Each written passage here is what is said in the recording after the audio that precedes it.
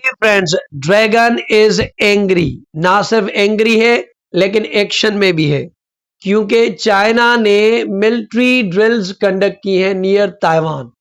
और in military drill से वो क्या मैसेज कर रहा है towards Taiwan, towards Japan, towards USA. जी हाँ, इन मिलिट्री ड्रिल्स कंडक्ट करने का मकसद ना सिर्फ ये है कि कोई मैसेज सेंड किया जाए ताइवान को, लेकिन जापान को भी। क्योंकि जापान की जो रिसेंटली इलेक्टेड पीएम थी सनाए टकाइची, उन्होंने कहा था कि अगर चाइना अटैक करेगा ताइवान को तो जापान अपनी फोर्सेस भेजेगा। ये एक रिविजनिस्ट स्टेटमेंट था, क्योंकि जापान खुद को सेकेंड वर्ल्ड वॉर के बाद एक पीसफुल और पैसिफिक स्टेट बताता है, लेकिन उनका यह कहना कि वो मिलिट्री भेजेंगे, that was some dangerous escalation. और बहुत सारे आर्टिकल्स एक उस पे ऊपर छपे और बहुत टेंस सिचुएशन रही बिटवीन चाइना एंड जापान। उनके एम्बेसडर ने कहा हम सनाए टकाची का जो गला है वो काट देंगे। तो बहुत सारा कुछ हुआ था और उन्होंने फिर ट्रेड को कम किया, कुछ हार्श मेजर्स ले। वुल्फ वॉरियर डिप्लोमेसी जो कि चाइना की होती है वो बीच में आ गई। अभी रिसेंटली अमेरिका ने भी 11 बिलियन के करीब वेपन्स की सेल अप्रूव किए टुवर्ड्स ताइवान। तो इस टाइम चाइना ने ये मिलिट्री के जो ड्रिल्स हैं वो कंडक्ट की हैं और ये मैसेज है टुवर्ड्स ताइवान, जापान और अमेरिका। हम इसकी हिस्ट्री भी देखेंगे कि ताइवान कब से एक अलग तौर पे रह रहा है। चाइना उससे मानता है कि ये हमारा ब्रेक अवे प्रोविंसेस है और बाय हुक और क्रुक वी विल यूनिफाइड। उनकी एक पॉलिसी है वन चाइना पॉलिसी, चाइना एक ही है, बाकी यहाँ कोई सिस्टम से रह सकता है, कोई अलग गवर्नमेंट करके कुछ ऐसे जैसे वो हांगकांग में भी करता है। बहरहाल ये न्यूज देखें, Al Jazeera one of the finest newspaper लिख रहा है, China launches drills near around Taiwan, stern warning to the external forces. अब ये एक्सटर्नल फोर्सेस कौन? जापान एंड यूएसए, क्योंकि जापान ने कहा था चाइना अटैक करेगा तो हम अपनी फोर्सेस भेजेंगे। तो ये ड्रिल करके अपनी ताकत दिखाना, मसल दिखाना कि भाई अगर ऐसा है तो हम रेडी है और हम आपके इन चीजों को अनवेलकम करते हैं। Number one. Second, BBC, China holds military drills around Taiwan as a warning to the separatist forces. अगर वो डिक्लेयर करेंगे कि हम आजाद है या ऐसा कुछ करेंगे तो we are ready for you, warrior dragon is ready for you. आगे ये एपी बहुत मशहूर अदारिया है, China military stages drills around Taiwan to warn external forces after US and Japan tensions. क्योंकि यूएसए ने वेपन्स एग्रूव की 11 बिलियन की एंड जापान की जो सनाई टकाची थी उन्होंने कहा था कि हम फोर्सेस सेंड करेंगे।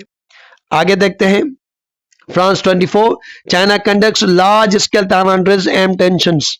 अब यहाँ पे ये मैप पे देख लेते हैं, क्योंकि मैप अगर आप एमसर में भी लिखते हैं तो I will highly recommend you that you should use diagrams, it gives a wonderful impression. तो ये हमारा प्यारा दोस्त चाइना, ठीक है, ये चाइना है, यहाँ पे ये छोटा वाला जो है ताइवान है और यहाँ पे ये आइलैंड भी है। तो ये मानते हैं कि ये हमारा, ये जो ताइवान है ये हमारा ब्रेक अवे प्रोविंसेस है, हम लेंगे। यहाँ पे आप देख सकते हैं ये पूरा चाइना, ये वाला ताइवान। ये कहते हैं PRC, people Republic of China, और ताइवान वाले कहते हैं रिपब्लिक ऑफ चाइना। तो पीपल रिपब्लिक ऑफ चाइना ये इंटरव्यू में पूछा जाता है, ये मेनलैंड चाइना है, और रिपब्लिक ऑफ चाइना ये ताइवान को लोग कहते हैं। थोड़ा हिस्ट्री को समझ लें कि आपको पता होना चाहिए कि कन्फ्लिक्ट कहाँ से, तो हिस्ट्री को देख लेते हैं। ताइवान जो है पहले ही जो एक आइलैंड है उसके ऊपर इंडिजिनस पीपल जो थे वो हजारों सालों से वहां ताइवान के ऊपर रहते आ रहे हैं। और 17th सेंचुरी में जो कॉलोनाइजर पावर है वो भी ताइवान को रूल कर चुके हैं। उनमें नाम आता है डच का और स्पेन का। तो स्पेन और डच शुरू से इस आइलैंड पे ताइवानीज जो इंडिजिनस पीपल है वो रहते आए हैं। उसके बाद इसको जो कॉलोनाइजर पावर थे डच और स्पेनिश वो भी गवर्न कर चुके हैं। फिर 1689, फिर 1683 में किंग ये QRNG किंग डायनेस्टी ने तो कंट्रोल ऑफ चाइना और ताइवान का। तो जो किंग डायनेस्टी आई 1683 में इन्होंने कंट्रोल लिया ताइवान का। कहाँ? 1683 में। कौन सी डायनेस्टी? किंग डायनेस्टी से ताइवान का कंट्रोल लिया। फिर आपको पता है कि जापानीज रूल भी है, क्योंकि जापान और चाइना की वार हुई जो कि जापानीज लोगों ने जीत गए, तो जापान ने भी करीब 50 साल के तक इन्होंने इनको रूल किया है। First Sino Japanese war, Taiwan was ceded to Japan. ये ताइवान जापान की तरफ चला गया। जापान ने ताइवान को 50 साल तक इसे रूल किया, इसे मॉडर्नाइज किया, लेकिन अगर कोई आवाज उठती थी तो उन्हें वो दबा देते थे। रिटर्न टू चाइनीज कंट्रोल, ये आपको पता है कि सेकंड वर्ल्ड वार हुआ और उसमें जापान बुरी तरह से हारा था। उसके ऊपर अमेरिका ने हिरोशिमा और नागासाकी जो उनके सिटीज है उन पे 2 बम भी गिराए थे, little man and fat man. तो ताइवान था वो वापस चाइना के कंट्रोल में आ गया और उसको रूल करते वहां पे कोमिंगटिंग, ये उनको अपने ताइवान को रूल करे थे। फिर चाइना के अंदर सिविल वार हो गई। सिविल वार क्या हो गई कि वहां पर ही लोग लड़ पड़े कि चाइना का रूल कौन करेगा। तो एक तरह से जो चाइना की जो सिविल थी, कम्युनिस्ट पार्टी ऑफ माओ जेडुंग, ठीक है ना, establish people Republic of China and mainland, जो बड़ा वाला ये जो चाइना था इस पे जो हुकूमत बन गई वो कम्युनिस्ट पार्टी की हुकूमत बनी, कम्युनिस्ट पार्टी की। और जो ये डिफीटेड थे सिविल वार, क्योंकि जो मेनलैंड में जो सिविल वार पे चली, जब उनको केएमटी को जब मेनलैंड में डिफीट हुई तो वो ताइवान की तरफ चले गए और वहां से ही अपने आप को कहते हैं रिपब्लिक ऑफ चाइना। उसी टाइम से लेके अब तक वो अपने आप को आजाद और सेल्फ डिक्लेयर्ड मानते हैं, ठीक है ना। Since then two government have claimed के अच्छा, मेनलैंड चाइना, जी जिनपिंग वाले चाइना, हमारे दोस्त वाले कहते हैं कि हम असल चाइना है, और ये ताइवान वाले कहते हैं हम असल चाइना है। और पहले जो यूएन सिक्योरिटी काउंसिल और यूएन थे वो ताइवान को मानते थे, लेकिन बाद में 1971 में ताइवान की जो वो सीट थी वो खत्म की गई, वो मेनलैंड चाइना को दी गई, शी जिनपिंग वाले को दी गई, और ये माना गया कि चाइना 1 है और 2 पॉलिसी, चाइना 1।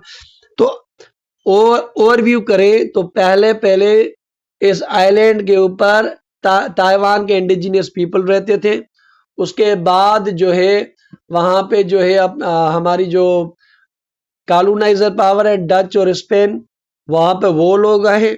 उसके बाद जो किंग डायनेस्टी है चाइना की, उसने उसका कंट्रोल लिया। फिर जापान ने लिया है। जापान और चाइना की जंग के बाद, फिर सेकंड वर्ल्ड वार के बाद ये चाइना के पास आ गया। फिर वहां पे सिविल वार हुई है। तो जो केएमटी वाले लोगों को जब मेनलैंड में शिकस्त हुई तो वो ताइवान में चले गए और वहां से वो कहते हैं कि चाइना चाइना है। फिर यूएन ने 1971 को मेनलैंड को रिकॉग्नाइज किया कि असल चाइना ये है, और ज्यादातर बहुत छोटे कंट्रीज, बहुत छोटे 10, 12, 13 वही ताइवान को रिकॉग्नाइज करते हैं।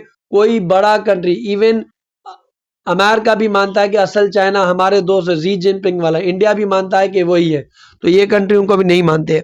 आज के टाइम क्या हुआ कि कुछ टाइम पहले सना टकाइची ने कहा था, जब वो नई पीएम बनी तो उससे पूछा गया कि अगर चाइना ताइवान पे अटैक करता है तो हमारा क्या रिस्पांस होगा, तो उन्होंने कहा कि अगर ताइवान पे अटैक होता है तो ये हमारी जिम्मेदारी बन जाता है कि हम अपनी फोर्सेस भेजें। तब से हालात कशीद है बिल्कुल चाइना और जापान के। फिर अभी तकरीबन लास्ट वीक ताइवान को $11 बिलियन की वेपन की सेल एग्री की है अमेरिका ने। अब इतने बड़े डॉलर से इतने बड़े वॉल्यूम का जो ऑर्डर आएगा तो चाइना के लिए तो खतरा है। अब खतरा जब उन्होंने फील किया तो ये उन्होंने ड्रिल्स शुरू किए। तो ड्रिल का नाम वगैरह जानेंगे क्या हो रहा है। As of December 29, 2025 China's people's, अच्छा ऐसे कहते हैं PLA, People's Liberation Army launch large scale military drill Taiwan. उनका नाम है जस्टिस मिशन 2025। तो ये आपसे इंटरव्यू में रिटर्न में कभी भी आ सकता है कि जो ड्रिल्स उन्होंने शुरू की तो उनका नाम क्या था, तो उनका नाम है जस्टिस मिशन 2025। और अगर आप ये नाम वगैरह लिखेंगे तो एग्जामिनर को पता चलेगा कि आपके पास बहुत अच्छी है। और उन्होंने हर तरह से इसके अंदर आप लिख लें कि उन्होंने आर्मी को लॉन्च किया, नेवी को किया है, एयरफोर्स किया, इवन रॉकेट फोर्स को भी। और उनके जो नॉर्थ है, साउथ ईस्ट है, साउथ है, सारे में आपको यहाँ पे इनमें दिखा दे। यहाँ पे आप देख सकते हैं ये चाइना है, यहाँ पे भी उन्होंने अपनी एक्सरसाइज की है, यहाँ पे भी की, यहाँ पे भी की, यहाँ पे भी, यहाँ पे। तो आप कह लें कि सारा सर्किल कर लिया है। अगर आप ऐसे कंट्री हो, अगर आपको ये सर्किल किया जाए तो आप क्या फील करोगे। तो हर तरह से उन्होंने घेरा है। China describe drill as a stern warning to Taiwan independent separatist forces. एक तो ताइवान को, भाई अगर आपने ऐसा कुछ किया कि आप कहते हैं इंडिपेंडेंट हो, आपने ऐसा किया तो हम तैयार हैं। और जैसी नेवी और जितने फोर्स और जितनी ताकत मिलिट्री वगैरह पैसे वगैरह है ना, तो वो दिन दूर नहीं जब ये इनको इन्वेड कर लेंगे, उनको कर लेंगे। और एक और भी है, दे एक्सप्लेट लिंक जो भी है, यूएसए ने अभी जो 11.1 बिलियन के जो पैकेज अनाउंस किया है और जापानीज लीडर ने जो स्टैंड है, ये उनका भी एक रिएक्शन था। ये डेफिनेटली इस पे ताइवान का भी रिस्पॉन्स आना था कि हमारे पास जुल्म हो रहा है, ये हो रहा है। तो ताइवान के ने क्या क्या है कि ये जो मिलिट्री ड्रिल है, ये आप हमें डराने के लिए करो। भाई लाजमन सी बात है, वो आप मिलिट्री ड्रिल कर रहे, जहाज लाए, नेवी फोर्स, तो आपको शादी के बजाने को दावत तो नहीं दे रहे हैं, आपको डराने आ रहे हैं, आपको रियलाइज कराने के कहीं ना कहीं किसी ना किसी दिन हम आपको ले जाएंगे। तो आप सही करो कि आपके डराने के। और ताइवान के जो प्रेसिडेंट का नाम है, ये आप लगे लाई चिंग, ये उनका नाम है, ये आप जान के, लाई चिंग ती। ऑफिस ने कहा है कि हम अपनी डेमोक्रेसी को डिफेंड करेंगे। भैया डिफेंड करो, कुछ भी करो, ये तय है कि चाइना आपको लाजमन लेगा। अभी यूएसए की एक रिपोर्ट आई थी जिसमें कहा था कि चाइना अपने बॉर्डर को लेकर बहुत सेंसिटिव है। उन्होंने अरुणाचल प्रदेश और ताइवान और इनका भी ये जिक्र किया था। और हमारा भी यही माना, मेरी भी यही असेसमेंट है कि सूनर और लेटर चाइना जो है वो ताइवान को इन्वेड कर लेगा, कर लेगा, कर लेगा। और ये इंडिया का भी अभी कभी 100 साल 50 साल कभी न कभी इंडिया से वो अरुणाचल प्रदेश भी लेगा। ये नहीं कि अभी 2 साल 50 साल लगे, 60 साल लगे, 70 साल, 100 वो उनसे ले लेंगे।